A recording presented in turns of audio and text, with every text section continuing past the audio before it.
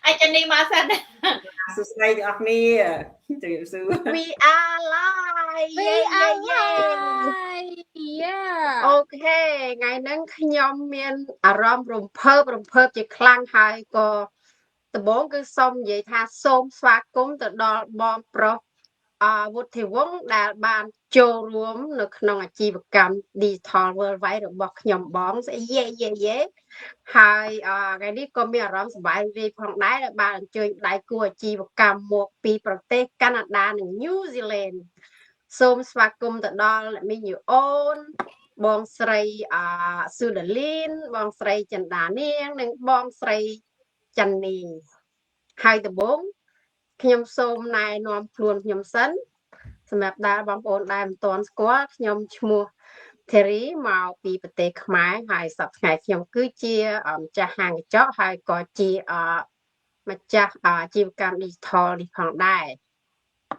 หายมูลค่าแต่ขยมจับดามจีบการดิจิทัลนั่นคือโดยซาขยมนั่งเบียครอบทัวกาวเกมาไงดอกประมวยมองบางโอนเกิดเมียนเปตนาต่างอ๋อไปคล้ายยืงชื่อก่อเฮียนชบหายไปยืงกับปงทัวกาสมบัยแต่ยมจิกาเชียไปคล้าไปหลัวครั้งสมบัยก็ตบตึกกอดบานตือหายสมบัยตึกนั่งกอมบ้านโฮบได้ไปคล้าบางไปยืงหลัวละหายสับไงยมคือจีมันจะห่างกับเจาะก็ยมถือแต่cái thà dương miền chi và cầm tuột luôn dương thử từ bạc hàng rồi ngày mà ngày đọc từ pin đọc mau chứng nhom sắp ngày dương rồi bên tai dương bạch bong nữa cả đại dương enjoy life hai có bạch bong là cả thái tôm sau có phiệp luôn ai chứng nhom trong miền là chi và cầm môi tiết đại nhom ai rồi lôi bàn hái nhom ở ai phơi bàn nơi tina có bán đòi dương mình chăm bạch coiปีแต่ดอกเมาให้ตื่นบางห้างรอไงหรือก็บองพลายห้างโดยขยมเธอจออันจังหายขยมจองมีนกัดจานสำหรับคลุนไอ้ตื่นไงอนาคตเนื่องโจนี่วัดลี่มาจำดอก6 สเปมจังขยมก็ส้มจูนในตีนี้ตะดอได้กูจีวกรรมมันต่อส้มจะมีซัวตะดอเนี่ยมีอยู่โอนส้มเนี่ยมีเจอใจมันได้บอดสอดมีตัวของได้จะส้มเจอเนี่ยมีจ้าจะมีซัวบองปอนออกคะแนนนั่งขโมยชิตีรอบอ่านจ้าขนมได้กูชีวกรรมจ้านายนอมครวนมนสันแกขยมชั่วโมงโอนเจียอดัดจนเพียครวนรวนในที่กรองเมาได้อ่านสายสปรามชนะไหมจ้าให้อะไรเจ้านิวัตไหนจ้าดาวิโจนิวัตให้เป็นโดยจังเราจมโนให้จมในบันทายมันเดียดจังmìnhเคยnhàชีวกรรมดิจิทัลcho tới ba chân đá chân xua cái tới đôi hiện tình ông đấy tại chứ chui bạp mình mới cho mạch ra cái thằng nó toàn là riêng sẵn chà nó ngay thằng nó ngay bây giờ ốc chay cho ông từ lụa thơ mạch cát từ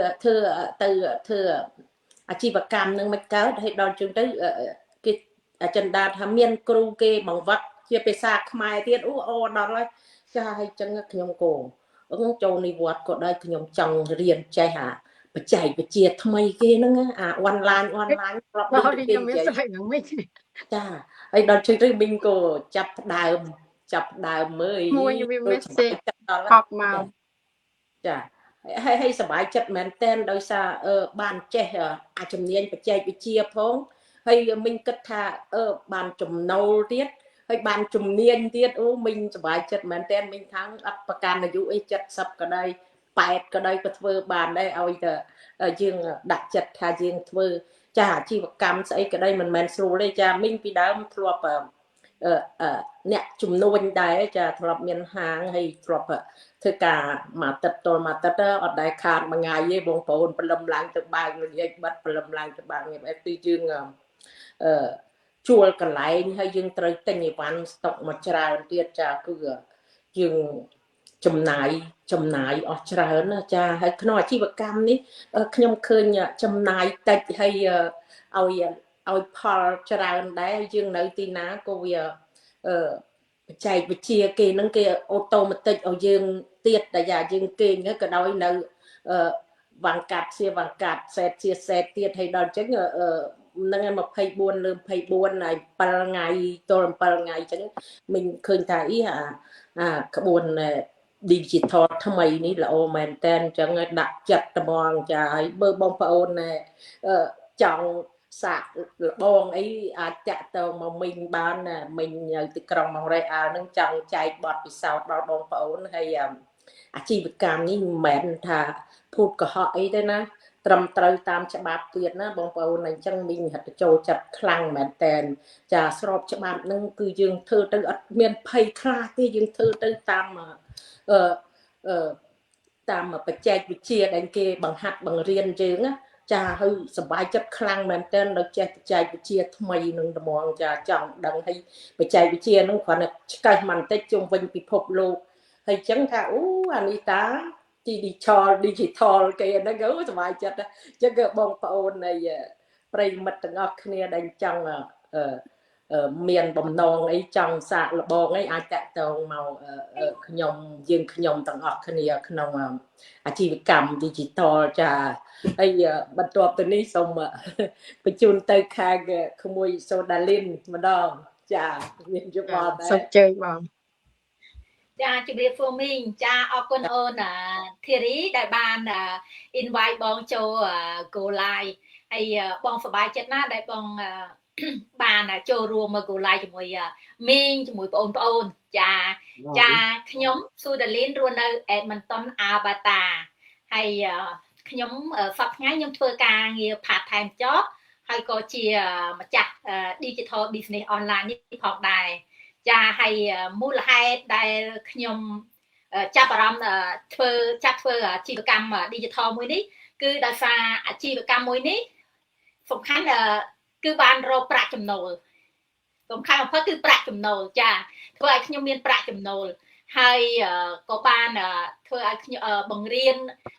ពេលដែលខ្ញុំចូលរៀនធ្វើឲ្យខ្ញុំយល់អំពីការប្រើប្រាស់ប្រព័ន្ធ digital ហ្នឹងហើយជាពិសេសធ្វើឲ្យខ្ញុំបានជួបនឹងមនុស្សជាច្រើនដែលពីមុនខ្ញុំមិនដែលស្គាល់សោះមិនដែលជួបសោះហ្នឹងធ្វើឲ្យខ្ញុំសប្បាយចិត្តនិងពេញចិត្តហើយនឹងឯងចាតើអូនចន្ទាអាចណែនាំខ្លួនបានទេបើ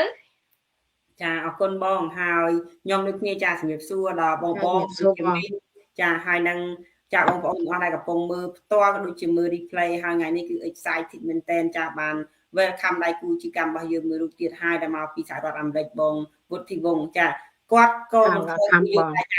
គាត់បានចូលមកឃើញអាជីវកម្មគាត់មិនមែនត្រឹមថាចង់រកចំណូលជួយខ្លួនឯងទេគឺគាត់ចង់ជួយដល់ខ្មែរយើងគ្រប់ប្រទេសចឹងខ្ញុំថាបងមកត្រូវហើយពួកយើងគឺកម្មនេះគឺត្រូវតែម្ដងអញ្ចឹងនេះហើយគឺជាឱកាសដែលអ្នកទាំងអស់គ្នាអាចចូលមកឆែកមើលបានអាជីវកម្មនេះគឺស្របច្បាប់ហើយ worldwide យើងអាចធ្វើបានជួយខ្មែរយើងដែលនៅគ្រប់ប្រទេសដែលគាត់ត្រូវការឱកាសហើយចំណូល build business មួយដែលជារបស់ខ្លួនឯងហើយជា legacy ហើយជាឱកាសដែលគាត់អាចផ្ទេរទៅឲ្យកូននឹងជួយអ្នកជំនាញខ្លួនបានដូចគ្នាហើយសម្រាប់បងប្អូនដែលគាត់ជួបខ្ញុំលើកទី1ចាខ្ញុំចិន្តានៅខាងបបប្រយ៉ងទីបិចខ្ញុំបានមកនៅកាណាដានេះអស់រយៈពេល7-16ឆ្នាំហើយឥឡូវនេះគឺខ្ញុំចាស់ quit job retire នៅផ្ទះតែខ្ញុំក៏នៅតែជាម្ចាស់អាជីវកម្ម digital ហើយនៅធ្វើការជំនាញកូនហើយមុននឹងអាចចាស់ quit job ពីការងារនេះគឺពីមុនក៏ធ្វើការ full time ដូចបងធីរីគាត់និយាយចឹងគឺពេលខ្លះសំបីតែពេលចូលបន្ទប់ទឹកពេលញ៉ាំហ្នឹងក៏អត់សូវទៀងដែរព្រោះមូលហេតុអីយើងធ្វើការឲ្យគេអញ្ចឹងទៅយើងប្រឹងដើម្បីយើងបានចំណូលប៉ុន្តែយើងប្រឹងដើម្បីចំណូលយើងភ្លេចគិតពីសុខភាពដូចគ្នានឹងពេលវេលាដែលយើងបាត់បង់អញ្ចឹងខ្ញុំក៏ចាឲ្យឱកាសខ្លួនឯងចាប់ដើម plan B ដោយសារតែធ្វើការលើកទី1នៅកាណាដាយើងធ្វើដាក់អស់ពីចិត្តរបស់យើងតែដល់ពេលក្រុមហ៊ុនខ្វះការងារខ្សត់ការងារគឺយើងគ្រាន់តែជាចំនួនមួយនៅក្នុងតារាងរបស់គេអញ្ចឹងគេលេអស់យើងចេញអញ្ចឹងបើថ្ងៃហ្នឹងចាស់ឬក៏ខែហ្នឹងយើងអត់មានចំណូលចូលតែជីវិតរបស់យើងការរស់នៅរបស់យើងមានបញ្ហាអត់អញ្ចឹងខ្ញុំក៏ឲ្យយកមេរៀនហ្នឹងមកប្រាប់ខ្លួនឯងថាអត់ត្រូវរំពឹងលើចំណូលតាមមកភពឯងត្រូវមាន plan B អញ្ចឹងក៏ចាប់ផ្ដើមធ្វើអាជីវកម្មនេះស្របពេលដែលខ្ញុំនៅធ្វើការកន្លែងមើលថែចាស់ចរីមួយទៀតអញ្ចឹងខ្ញុំធ្វើរហូតទាល់តែថាចំណូល plan B របស់យើងអាចលើសពីចំណូលទី1ខ្ញុំក៏សម្រេចចិត្ត quit ប៉ុន្តែ business នេះគេមិនតម្រូវយើងទៅ quit job ទេព្រោះអីដូចមិញបាននិយាយចឹងយើងមាន system ដំណើរការយើង24ម៉ោងលើ24ម៉ោងអញ្ចឹង យើងអាចធ្វើស្របពេលជាមួយនឹងការងារ full time តែដោយសារតែខ្ញុំមានកូនទូចៗអញ្ចឹងខ្ញុំចង់មានពេលឲ្យគាត់ច្រើនហើយដូចគ្នានឹងចាមានឱកាសថែរក្សាសុខភាពរបស់ខ្លួនឯងបានច្រើនអញ្ចឹងចាហើយនេះគឺ story របស់ខ្ញុំចុះបងចាន់នីវិញ ជំរាបសួរ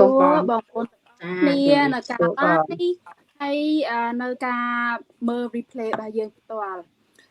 ចំណែកខ្ញុំឈ្មោះចាន់នីមកពីប្រទេស New Zealand ហ្នឹងហើយក៏បានចាប់ផ្ដើមអាជីវកម្មនេះប្រហែលជិត1ឆ្នាំហើយវាមានភាពងាយស្រួលដែលខ្ញុំម្ចាស់ហាងធ្វើការដូចបងធារីនិយាយចឹងអត់មានពេលវេលាសម្រាប់ខ្លួនឯងអត់មានពេលវេលាសម្រាប់គ្រួសារទេម្ល៉េះហើយក៏ឲ្យខ្ញុំមកចាប់ផ្ដើមអាជីវកម្មនេះដូចក៏បងប្អូនក្នុងអេក្រង់ដូចគ្នាមូលហេតុដូចគ្នាដែលថាប្រព័ន្ធតម្រូវទៅឲ្យយើង24ម៉ោងលើ24ម៉ោងដែលយើងមិនបាច់ខ្វាយខ្វល់ថាយើងត្រូវមានហាងត្រូវមានកម្មករឬមួយត្រូវចំណាយលុយទិញអីវ៉ាន់ស្តុកទេមានភាពងាយស្រួលចំពោះដូចបងប្អូនបានរាយរាប់ពីមុនអញ្ចឹងបើសិនយើងចូលមកអត់ចេះគឺមានខូចខ្មែរចាំជួយយើងពួកខ្ញុំទាំងអស់ចាំជួយបងប្អូនជាដើមហ្នឹងហើយ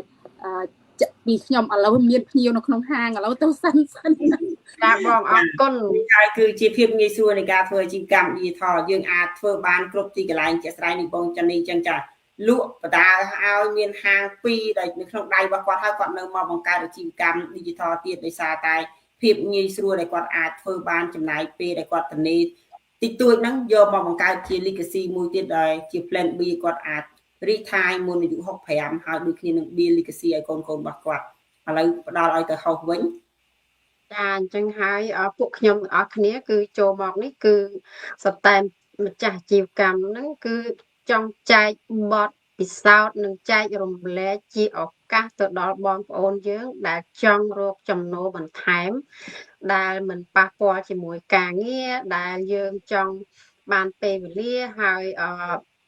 ជាពិសេសដោយបងចនាគាត់លើកមកហើយយើងអាជីវកម្មនេះគឺ all in box ហើយយើងអាចផ្ដល់ legacy ឲ្យកូនហើយមិនចាំបាច់ចេះភាសាច្រើនក៏អាចយើងធ្វើបានបទពិសោធន៍អីក្នុងនេះគឺមានខ្មែរយើងដោយគាត់ជាខូចគឺគាត់ណែនាំខ្ញុំដំបូងខ្ញុំម្ចាស់ហាងកញ្ចក់ខ្ញុំមានតែចេះស្អីហើយម្យ៉ាងទៀតក្នុងអាជីវកម្មនេះខ្ញុំជាម្ចាស់ហាងកញ្ចក់ខ្ញុំរវល់ខ្លាំងអញ្ចឹងខ្ញុំអត់ត្រូវការអាជីវកម្មណាដែលចូលមកឲ្យខ្ញុំឈឺក្បាលទេអញ្ចឹងអាជីវកម្ម digital នេះគឺយើងអត់មានចាំបាច់ធ្វើទាំងអស់គេមាន automate system ធ្វើការឲ្យយើងចាអញ្ចឹងបងប្អូនអរគ្នាបើសិនជាបងប្អូនចាប់អារម្មណ៍ចង់រកឱកាសចំណូលផ្សេងគឺតាក់ទងមកពួកខ្ញុំបានដែលបានដាក់នៅក្នុង website ហើយមួយទៀតគឺថ្លែងអំណរគុណទៅដល់បងពុទ្ធវង្សដែលគាត់បានចូលមកហើយគាត់មានគំនិតនិងបេះដូងដែលចង់ជួយបងប្អូនខ្មែរយើងទាំងអស់គ្នាអាជីវកម្មនេះគឺបងចូលមកចំកន្លែងហើយបងប្អូនសង្ឃឹមថាជួយចែករំលែកចាខ្ញុំមានតែប៉ុណ្ណឹងសូមអរគុណចាតើបងចាន់នីថែម story បងតិចមកអត់ទាន់បានអស់ន័យទេខ្ញុំម្ចាស់ហាងដូចខ្ញុំណែនាំមុននឹងអញ្ចឹងម្ចាស់ហាងធ្វើមួយថ្ងៃ12ម៉ោងជួនកាលទៅវាឡើងទៅ15ម៉ោងក៏មានដែរហើយក៏អត់មានពេលសម្រាប់ខ្លួនឯងទេថ្ងៃមួយដែលថាយើងដូច burn out បងប្អូន burn out ហើយយើង stress ផងក៏ចាយដន់ហ្នឹងហើយចាយដន់ក៏ចិន្តាក៏គាត់ណែនាំឲ្យខ្ញុំថាអាជីវកម្មនេះបងមិនបាច់មានហាងហើយក៏បងអាចរកប្រាក់ចំណូលដែលមិនប៉ះពាល់ការងារប្រចាំថ្ងៃហើយក៏ស្របច្បាប់ទៀតពេលដល់លឺចិន្តានិយាយថាគ្មានដែរអាជីវកម្មណាដែលវាអត់មានទាមទារដូចថា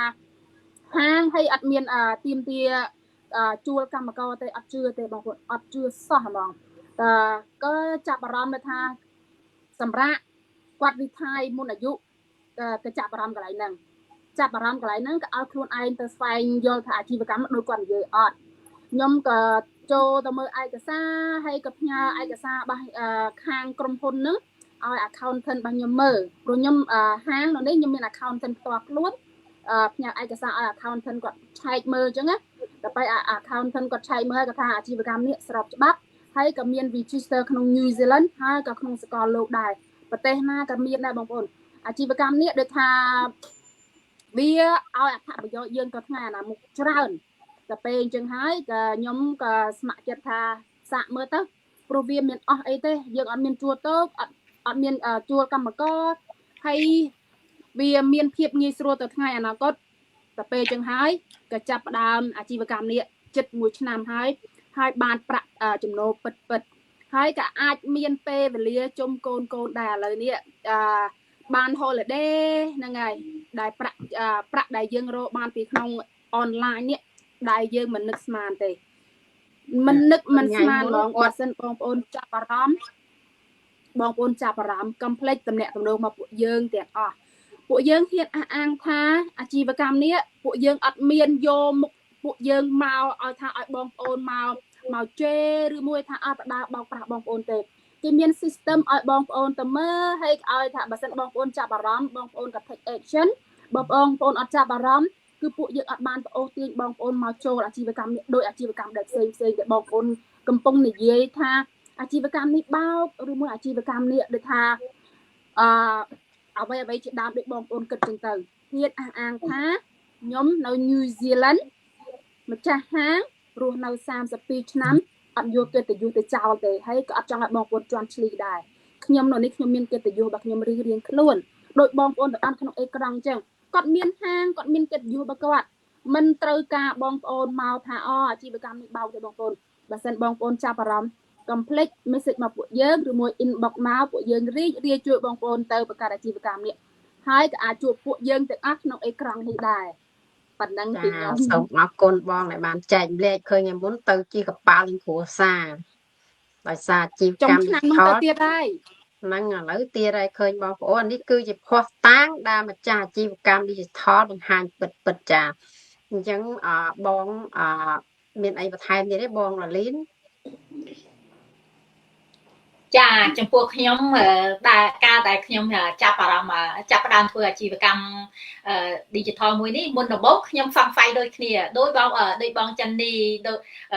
ដូចគ្នាព្រោះយើងខ្លាចអាជីវកម្មហ្នឹងគឺជាអាជីវកម្មមិនស្របច្បាប់ scam អីចឹងទៅណាចានៅពេលដែលខ្ញុំបានចូលមកមើលនៅក្នុងអាជីវកម្មមួយនេះហើយខ្ញុំឥឡូវហ្នឹងខ្ញុំក៏ជាខ្លាចជាម្ចាស់អាជីវកម្មមួយនេះផងដែរក្នុងអាជីវកម្មមួយនេះវាជាពិសេសបំផុតនោះធ្វើឲ្យខ្ញុំពេញចិត្តត្រង់ថាខ្ញុំអាចរកចំណូលបានតាមរយៈអាជីវកម្មមួយនេះដោយស្របច្បាប់នេះជាការពេញចិត្តរបស់ខ្ញុំទី1ទី2អាជីវកម្ម digital មួយនេះគឺជាអាជីវកម្មមួយ worldwide ចាយើងចាប់ផ្ដើមនៅអាជីវកម្មមួយនេះយើងមិនមែនចូលមកភ្លាមយើងអាចធ្វើភ្លាមទេ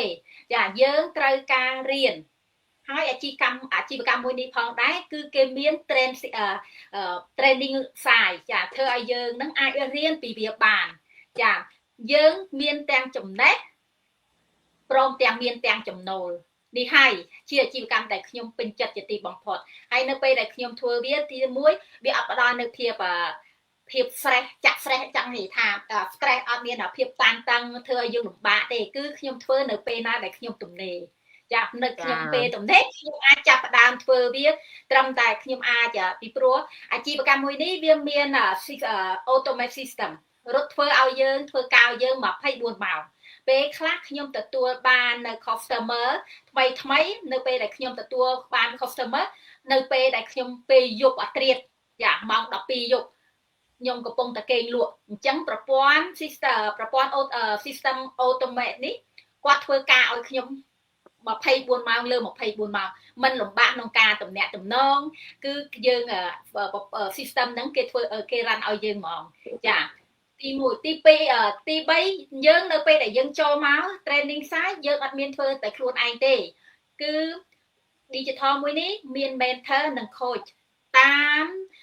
បង្រៀនយើងតាមមើលយើងតាមណែនាំយើងរហូតអស់មួយជីវិតតែម្ដងឲ្យតែយើងស្ម័គ្រចិត្ត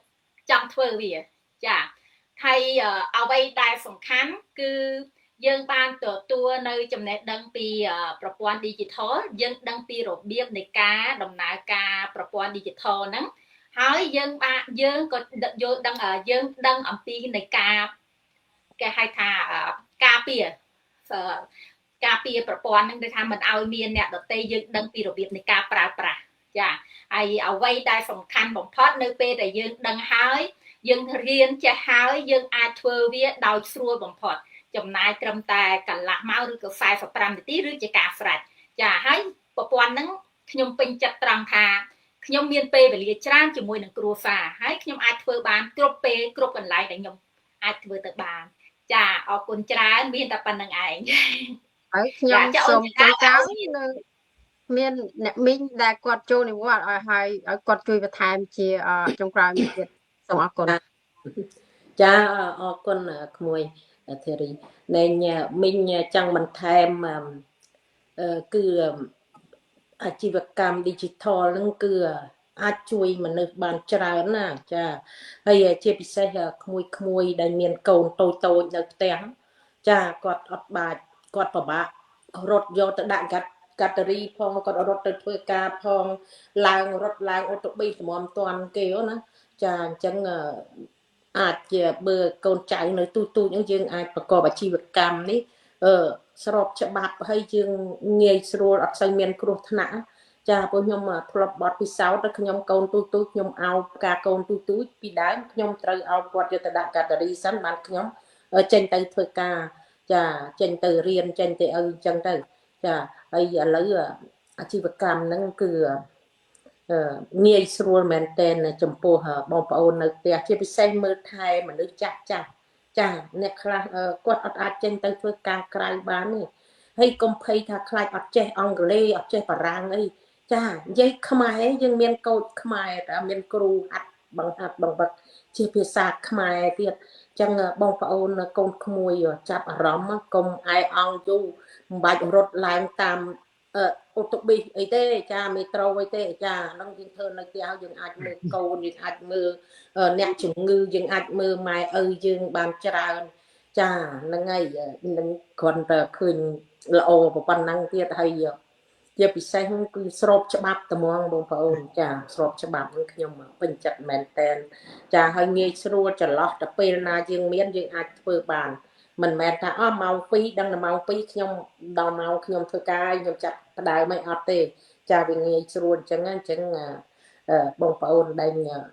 អត់បានជួយទៅធ្វើការក្រៅអីអាចចាប់យកអាជីវកម្មនេះហើយវាស្របច្បាប់ល្អមែនទែនហើយឲ្យធ្វើអីក៏ដោយបងប្អូនមិនមែនមកស្រួលទេចាតោះតែយើងប្រឹងណាតែចេះពីរៀនមានពីរែវក៏បងប្អូនបើយើងអត់រៀនផងយើងចង់បានលុយធ្លាក់មកងាយមិនបានអត់ទេបងប្អូនយើងប្រឹងដូចគ្នាប្រឹងដូចខ្ញុំបើកហាងចាខ្ញុំបើកហាងដំបូងអញ្ចឹងដែរគេទាយខ្ញុំស្រាច់អីគេថាហាងបងឯងហ្នឹង3ខែយ៉ាងយូរអាលុំអីខ្ញុំអត់អាចបិទមាត់គេបានទេអ្នកឯងថាអីខ្ញុំថាទៅប៉ុន្តែខ្ញុំដឹងទៅមកអីមួយឆ្នាំទៀតវាអត់អាលុំនេះឲ្យទៅដល់អ្នកនិយាយយូរខ្មាស់ខ្លួនឯងជាយើងនិយាយថាគេយើងធ្វើអត់បានគេធ្វើបានណាបងប្អូនចាអញ្ចឹងមានតែជឿជាក់ហើយជឿជាក់លើខ្លួនឯងមែនតើចាក្មួយដែលប្រកបអាជីវកម្មហ្នឹងគឺប្រឹងពីខ្លួនយើងចាកុំស្ដាប់ពាក្យអ្នកដទៃថាឲ្យយើងកុំស្ដាប់ឲ្យសោះចាយើងប្រឹងទៅបានប្រមាណប៉ុណ្ណឹងគឺជាទ្រព្យសម្បត្តិរបស់យើងហើយចាអរគុណនឹងឯងចង់ចែកចំណេះវិជ្ជាដល់ក្មួយអញ្ចឹងចាមិនមែនលុយរត់មកធ្លាក់ឯងក្ដុកចំមកទេមិនចង់គេធ្វើគ្រប់គ្នាអីចាគឺវាមានបញ្ហាខ្លះចេះចូលប៉ុន្តែយើងត្រូវពុះពៀឧបសគ្គចាក្មួយត្រូវពុះពៀឧបសគ្គត្រូវក្លាហានខ្លួនឯងថាយើងអាចធ្វើកើតគេក៏ធ្វើកើតយើងគឺត្រូវប្រឹងដូចគេដែរដំបូងខ្ញុំគិតថាយ៉ាងខ្ញុំមិនចេះបារាំងមួយម៉ាត់ហ្នឹងខ្ញុំទៅធ្វើចំនួនមិនបានខ្ញុំដល់ខ្ញុំទៅអានេះcustomer គេក្នុង client គេមកប្រហាត់បរៀនយើងដែរគេថាអូអានេះចេះអញ្ចឹងយើងក្លាហានខ្លួនឯងចាយើងត្រូវក្លាហានខ្លួនឯងពុះពៀឧបសគ្គនឹងទៅបានជោគជ័យចាអរគុណចាអញ្ចឹងវិលមកដល់ខ្ញុំវិញហើយបងចិន្តាចង្កុយបើអត់មានអីបន្ថែមឬក៏បងមានសូមអញ្ជើញហើយបើអត់ចាបងចប់ហ្មងទៅខ្ញុំសូមជម្រាបលាទាំងអស់គ្នាសូមថ្លែងអំណរគុណទៅដល់មីអូនបងចានីបងដាលីននិងបងចិន្តាដែលបានចំណាយពេលចូលមកក្នុង